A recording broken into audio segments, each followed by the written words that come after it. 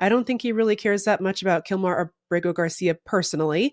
I think he just feels like it's this illusion of impropriety that the Trump administration is through which the Trump administration is trying to achieve these goals.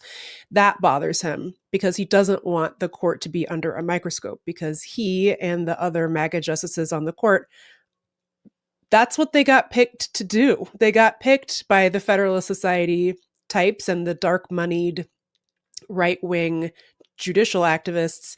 The reason they got picked was to dismantle the federal government. So check. Gut the Voting Rights Act. Check. Overturn Roe v. Wade. Check, check, check, check, check, check.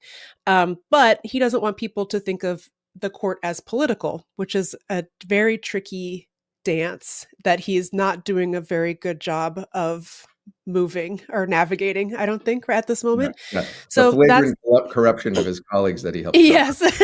It's hard to like do the corruption dance when your colleagues are comically corrupt, taking these like ridiculous lavish vacations and stuff And on sorry to interrupt again, but right-wing dime. it also strikes me that like that project, that steady sort of legalistic advancement of the right-wing agenda, the policy agenda of the Republican Party, it was sort of easy enough to do under the cover of neutrality and law and doctrine for so long. But now they've done so much damage that to do the next things, like it's almost like there's no way to do it without being like right. Well, that's the thing, is like they got too greedy, like the dwarves Lord of the Rings, they dug too deep, and they uncovered this, like they woke up the American public. Everyone was just kind of like, sorry for the Lord of the Rings reference, but everyone was like, wait, hold on, wait a minute, what is going on here? Because I think up to this point, up until like the last 5 years or so, they were kind of able to hide under or behind this shield of, well, it's not that we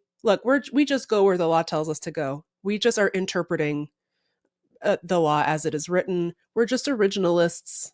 We can't help it. This is just the way that it is. But it's not that we have personal animus against the people who are being harmed by these rulings. It's just, our hands are tied. We're just calling balls and strikes.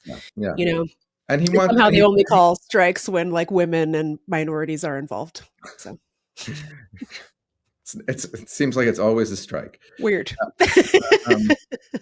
But I think you're right? Like there's a really important dynamic here whereby the ultra overreach of the Trump administration, it's just too much for them to be able to sustain this agenda under the cover of legitimacy as a court. And so that feels like it's a big part of what Roberts is trying to say with like, guys, chill out. We kind of got you. We're going to be there for all this.